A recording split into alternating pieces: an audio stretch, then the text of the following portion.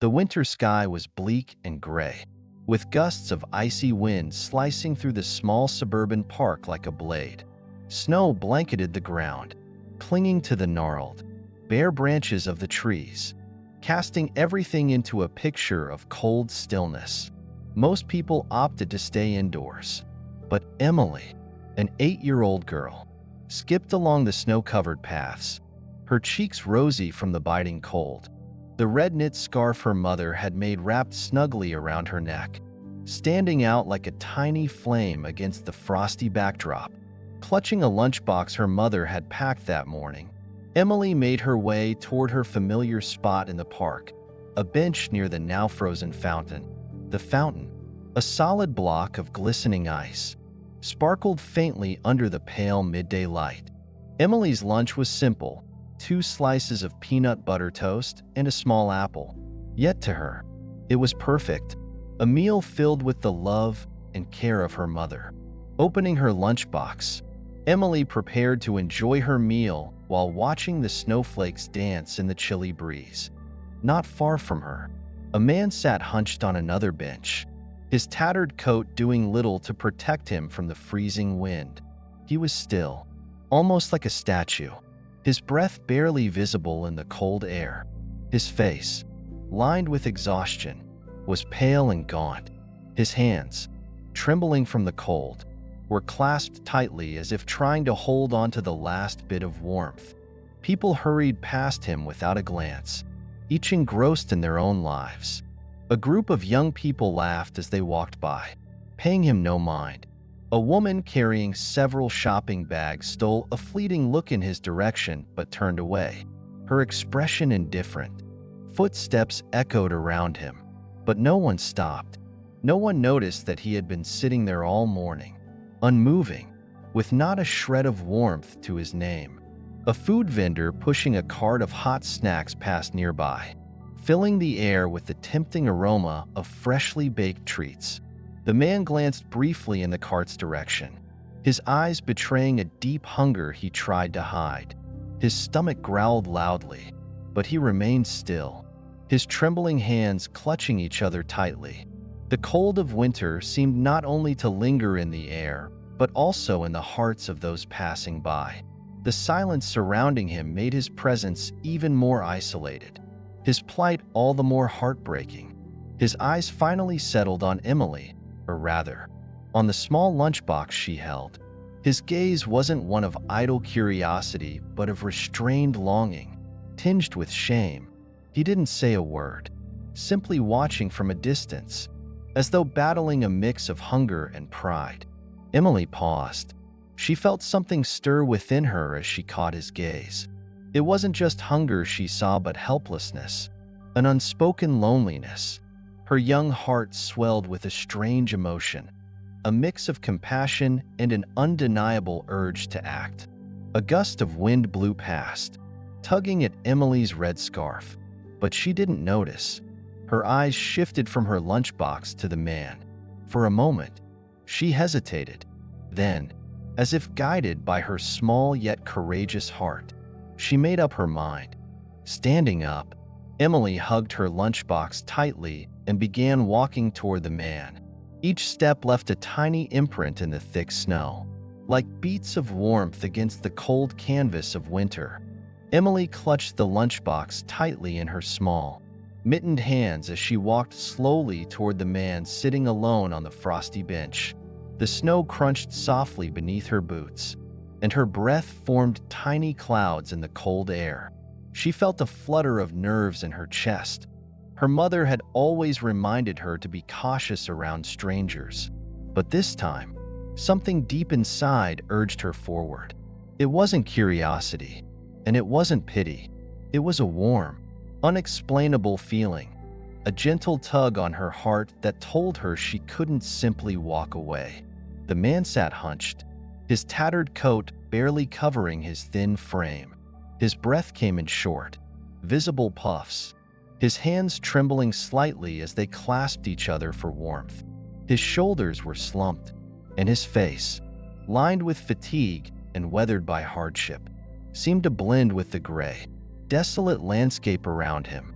stopping a few steps away from him. Emily hesitated. She tightened her grip on the lunchbox, her tiny fingers pressing against its cold surface as she summoned her courage.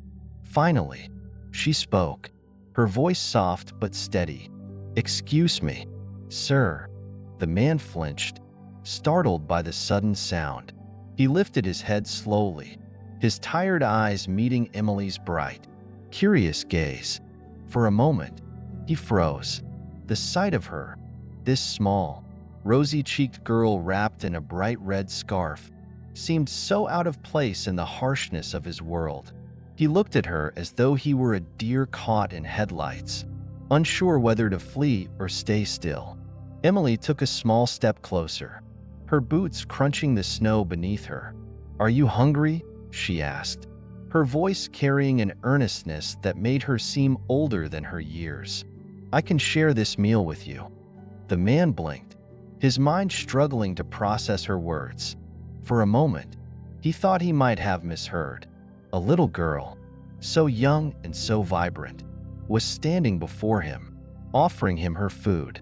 He shook his head slightly, trying to muster a faint smile, but it faltered as he spoke, his voice hoarse and dry from the cold. "No need, little one. You should keep it for yourself," he said, his tone gentle but firm. "This meal is more important to you than it is to me."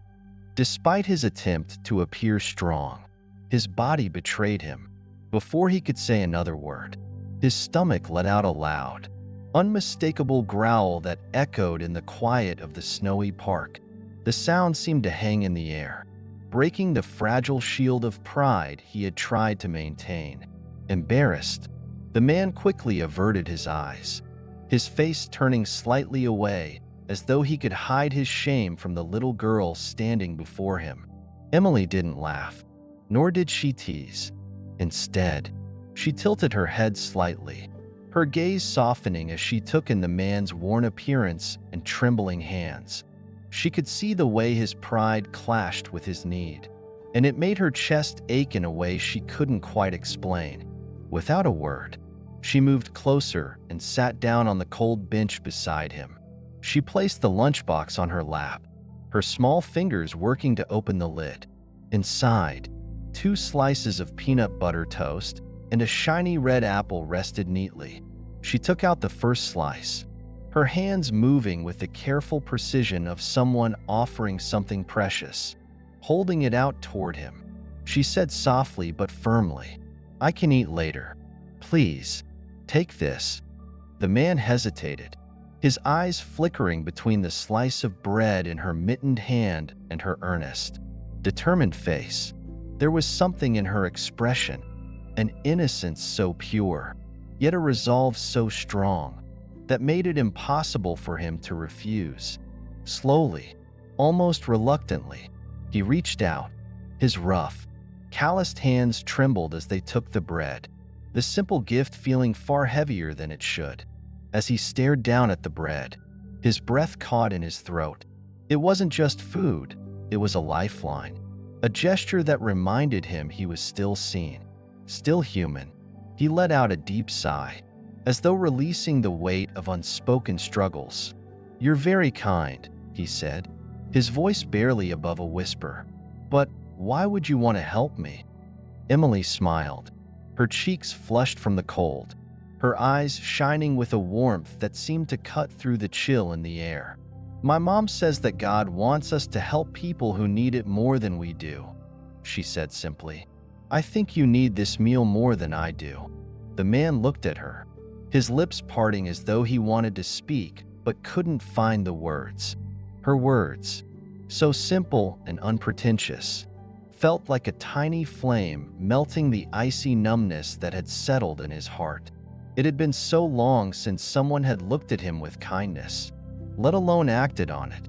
He swallowed hard, his hands tightening around the bread as though it were the most valuable thing he'd ever held. "Thank you," he finally managed, his voice thick with emotion. "I don't know what to say." Emily shook her head lightly, her scarf fluttering slightly in the breeze. "You don't have to say anything," she said. "Just eat it. It'll make you feel better." She glanced down at the snow-covered ground, her boots swinging slightly. "And maybe it'll remind you that you're not alone." The man's eyes burned with tears he hadn't allowed himself to shed in years. For the first time in what felt like forever, he didn't feel invisible. The man held the slice of bread in his rough, trembling hands and brought it to his lips. He took a small, tentative bite, chewing slowly as though the simple taste carried more meaning than just nourishment. The bread was soft and plain, but in that moment, it was the most comforting thing he had tasted in years. Each bite seemed to fill him with a faint but noticeable trace of strength, a fleeting moment of peace that softened the biting chill of the winter air. He closed his eyes briefly, savoring not just the taste but the rare feeling of being cared for, something he thought he'd long been forgotten by the world. Emily sat beside him on the cold bench, her small hands resting on her lap, her bright eyes fixed on him with a mix of curiosity and concern. She didn't say a word, nor did she fidget or show impatience. Instead, she waited, her presence steady and quiet, as though she understood instinctively that he needed this time to collect himself.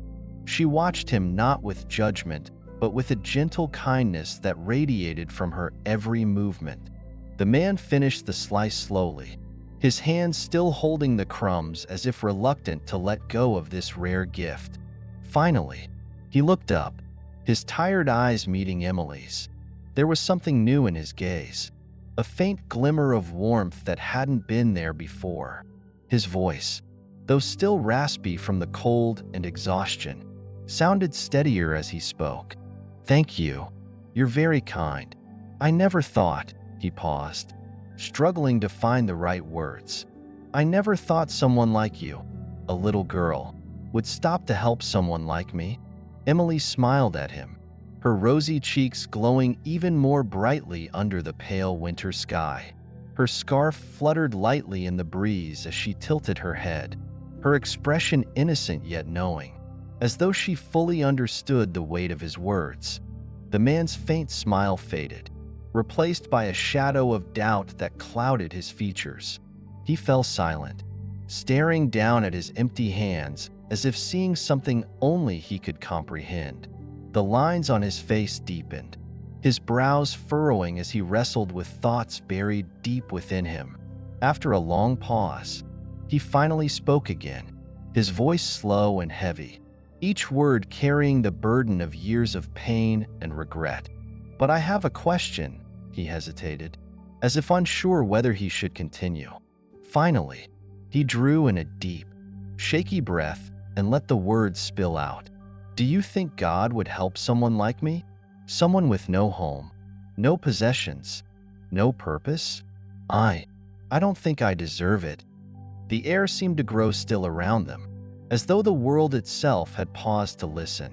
His voice quivered, thick with emotions he had suppressed for far too long: pain, loneliness, and the helplessness of a man who had fallen so far that he believed he was beyond redemption. Emily didn't look away. She sat there quietly, her small frame unmoving, her wide eyes filled with a gentleness far beyond her years. After a moment, she tilted her head slightly, her expression thoughtful but unwavering. When she finally spoke, her voice was soft yet filled with an unshakable conviction. "Sir, God loves and helps everyone, especially those who believe in Him. I think God sent me here today to help you." The man froze. Her words, spoken with such simplicity and sincerity, seemed to pierce through the walls he had built around his heart. They reached a place deep within him, a place he thought had long been empty. His eyes, once clouded with despair, began to flicker with a tiny light, small and fragile, but unmistakably there. "Do you really believe that?" he asked, his voice trembling as he looked at her, searching her face for any sign of doubt. Emily nodded without hesitation, her smile as radiant and warm as the first rays of sunlight breaking through a bitter winter storm. "I don't just think so, I believe it." she said firmly. God is always here, even when we can't see him. And today, he sent me to remind you of that. The man stared at her, his breath catching in his throat. Her words were so simple, so unassuming, yet they carried a weight that felt almost impossible to bear. For so long, he had believed he was forgotten, abandoned not only by the world, but by something greater. Yet here she was, this tiny girl with a red scarf and a glowing smile, offering him not just a slice of bread but a lifeline, a chance to believe again. His hands, still clutching the crumbs of the bread, trembled as he looked down at them. It wasn't just food he had received, it was hope, something he hadn't felt in what seemed like an eternity. "Thank you," he murmured, his voice thick with emotion. "Thank you, little angel. You've given me more than just a meal. You've given me back a faith I thought I'd lost forever." Emily didn't reply. She didn't need to. She simply smiled, her eyes sparkling with the quiet wisdom of someone who understood that sometimes the simplest acts of kindness could carry the greatest power. In that moment, the biting cold of winter seemed to fade away, replaced by something far warmer, the glow of hope and faith shared between two souls who, in their own ways, had both been searching for light. 3 days after the snowy encounter in the park, as the morning sun bathed the neighborhood in a soft golden light, the low hum of an approaching car broke the quiet stillness. A sleek black sedan rolled to a stop in front of Emily's small, weathered home. Its polished surface reflected the soft light, a striking contrast against the modest surroundings. Inside, Mary, Emily's mother, was wiping down the kitchen table when the sound of a car door shutting caught her attention. She peeked out the window, her brow furrowing in surprise as she saw a tall, distinguished-looking man step out of the vehicle. He was dressed impeccably in a tailored navy suit, his polished shoes crunching softly against the gravel path as he approached their old wooden gate. Mary opened the front door cautiously, her curiosity mingled with unease. The man stood at the gate, a warm and polite smile on his face. Despite his polished demeanor, there was something approachable about him. "Good morning," he greeted, his deep, steady voice carrying an air of calm. "I hope I'm not intruding. May I speak with Emily?" Mary hesitated, her eyes scanning him from head to toe. He didn't seem threatening, but his presence was so out of place in their quiet little neighborhood that she couldn't help but feel wary.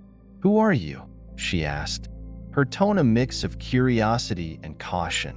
"And how do you know my daughter?" At the mention of her name, Emily came bounding out from behind her mother, her red scarf trailing behind her like a ribbon of fire. Her curiosity was evident, but when her eyes fell on the man standing at the gate, she froze in her tracks. Something about him tugged at her memory. He seemed both unfamiliar and oddly recognizable at the same time. Who are you?" Emily asked, her voice small but steady. "Why are you looking for me?" The man crouched slightly so that he was at eye level with her, his smile softening into something almost paternal. "Emily, don't you recognize me?" he asked gently. "I'm the man you shared your lunch with a few days ago." Emily's eyes widened in surprise, her small hands gripping the ends of her scarf. "But you don't look the same," she exclaimed, her tone filled with disbelief. "That man looked different. His clothes were old, and he wasn't like you at all." The man chuckled lightly, his blue-gray eyes twinkling with amusement. "You're absolutely right," he admitted. "That day, I was in disguise. I wanted to experience life through the eyes of someone who struggles daily. I'm not just a wandering homeless man. Emily, my name is Donald Trump, and I've been working on a project to better understand the challenges faced by those in need." Mary gasped audibly, her hand flying to her mouth. Emily, too young to fully grasp the significance of the name, looked up at her mother for confirmation, her eyes wide with questions. For a moment, Silence hung heavy in the air, the only sound coming from a faint breeze rustling the bare branches of the trees. Finally, Mary found her voice, though it was shaky with disbelief. You're really Donald Trump?" she asked, her words halting as if she didn't quite trust herself to say them aloud. The man nodded, his smile unwavering. "Yes, ma'am, I am," he said, his tone humble and reassuring. "But what matters more than who I am is what I learned that day." Emily's act of kindness reminded me of something I hadn't felt in a very long time. In a world where people are often consumed by ambition and competition, her small but sincere gesture showed me the immense power of compassion. Emily frowned slightly, her young mind trying to piece everything together. "But why are you here?" she asked finally, her voice tinged with curiosity. Donald Trump's expression grew more serious, though the warmth in his eyes remained. He straightened up slightly, looking from Emily to Mary. "I came to thank you, Emily," he said earnestly. "That day, you didn't just help me. You reminded me of a truth I had nearly forgotten, that even the smallest act of kindness can have the greatest impact. And because of you, I want to make sure that you and your family never have to struggle unnecessarily." Mary blinked, her breath catching in her throat as his words began to sink in. Emily looked up at him, her brows knitting together in confusion. "All because I gave you my lunch?" she asked softly, her voice filled with both awe and disbelief. Trump crouched down again, looking directly into her eyes. "Yes, Emily, that simple act of sharing, something so small, yet so selfless, was like a light in one of my darkest moments. Sometimes, it's not about how much you give, but the heart behind it. You gave without expecting anything in return, and that's what makes it so powerful." Mary's hand reached out to steady herself against the doorframe as tears welled in her eyes. She didn't know what to say. Emily, still processing everything, tilted her head slightly, her scarf catching the sunlight as it swayed. Trump reached into his coat pocket and pulled out a card, handing it to Mary. "Starting today," he continued, "I'd like to help you find a stable job and ensure that Emily can attend the best schools available. Consider it my way of repaying the kindness your daughter showed me." Neither Mary nor Emily could find the words to respond. Mary's tears spilled over, and she clasped her hands together in gratitude, while Emily's face lit up with a smile so pure it seemed to brighten the entire morning. As the man returned to his car and the engine hummed to life, he rolled down the window, giving them one last smile. "Thank you, Emily," he said. "You reminded me that even in the hardest times, there's always room for kindness." The car drove away, leaving behind a lingering sense of wonder and warmth that settled deep in their hearts. As the sleek black car disappeared down the quiet street, its taillights fading into the morning haze, Emily stood silently beside her mother, her scarf gently swaying in the crisp winter breeze. The glow of wonder in her eyes hadn't dimmed. In fact, it seemed to shine even brighter now. She turned to her mother, her voice soft yet filled with conviction. "Mom," she asked, her words carrying the weight of a revelation, "kindness really can change something big, can it?" Mary knelt down so she could look into her daughter's eyes, her hands resting gently on Emily's shoulders, her lips curved into a smile, one filled with pride and love. "Yes, sweetheart," she said, her voice warm and steady. "You've shown me that even the smallest act of kindness can touch someone's heart in ways we might never imagine. It doesn't matter how much you give or what you give. What matters is that you give it with all your heart." Emily smiled back, her cheeks rosy from the cold. For a moment, they stood there together, wrapped in a quiet understanding of the profound truth they had just experienced.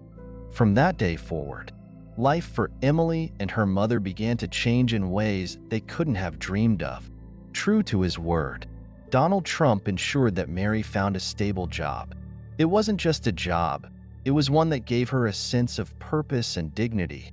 She was able to hold her head high, knowing she could provide for her daughter with her own hands. For Emily, the changes were equally transformative. She was enrolled in a better school, one with resources that allowed her to flourish. The school had a library filled with books that seemed endless, science labs that sparked her curiosity, and teachers who nurtured her dreams. Emily soaked up every opportunity, her mind expanding and her confidence growing with each passing day. But the miracle of that winter day didn't stop at the material blessings. The story of Emily's simple act of kindness spread like wildfire throughout the small town. It began with neighbors who heard about the mysterious visit and the changes in Mary and Emily's lives. Then, someone at the local diner shared the tale with a traveling journalist, who wrote a heartfelt piece that captured the essence of Emily's gesture. Soon, people in the town began to reflect on their own actions. Conversations shifted from complaints about the weather or daily struggles to discussions about how they could make a difference in someone else's life. Small, thoughtful acts began to appear everywhere. Strangers helped carry groceries for the elderly. Families donated extra blankets to the local shelter, and children shared their toys with those who had none. The town, once quiet and disconnected, began to hum with a newfound sense of community and compassion. Emily's story became a beacon of inspiration, not because it was extraordinary, but because it was so beautifully ordinary. A single slice of bread, given without hesitation, had ignited a chain reaction of goodness that rippled far beyond what anyone could have foreseen. As the years passed, Emily grew into a young woman with a heart as kind as ever. She never forgot that cold winter morning when she sat beside a stranger on a park bench and shared her lunch. It was a moment etched into her memory, not because of the extraordinary outcome, but because of what it had taught her. That kindness is a universal language, one that transcends boundaries, status, or circumstances. Driven by the lesson she had learned that day, Emily chose a path that allowed her to spread that message to others. She became a social activist, dedicating her life to bringing hope and opportunities to those who needed it most. Whether it was organizing food drives, advocating for homeless families, or simply sitting down to listen to someone who felt unseen, Emily carried the same spirit of compassion she had as a little girl. Even in her busiest moments, Emily would find time to pause and reflect on the journey that had brought her here. She would think of her mother's words on that winter morning, of the man who had taught her the power of gratitude, and of the way a simple act had changed not just her life, but the lives of so many others. And though the world around her grew bigger and more complex, Emily held onto one simple truth: the smallest acts of kindness, when done with a full heart, have the power to light up even the darkest corners of the world. This story reminds us of a truth that is both simple and profound. Kindness is never without meaning. Even the smallest gestures, a soft-spoken word of encouragement, a smile shared in passing, or an act of compassion offered without hesitation, hold the power to ripple outward and touch lives in ways we may never fully see. Kindness is like a spark. It may seem small, but its potential to ignite warmth and light in the darkest corners of the world is limitless. In our fast-paced, often chaotic lives, it can be easy to overlook these moments or to feel that our efforts are too insignificant to make a difference. We might think, what can one small action really achieve? But this story reminds us that kindness doesn't need to be grand or extraordinary to matter. Its value isn't measured in size or scale, but in the heart with which it is given. A single act, no matter how small, can create a ripple effect, spreading hope and joy in ways we might never anticipate. It's important to remember that kindness doesn't require conditions or come with strings attached. It's not about expecting something in return, or measuring the worth of what we give. True kindness is a gift, a selfless offering of goodwill and empathy that carries its own quiet reward.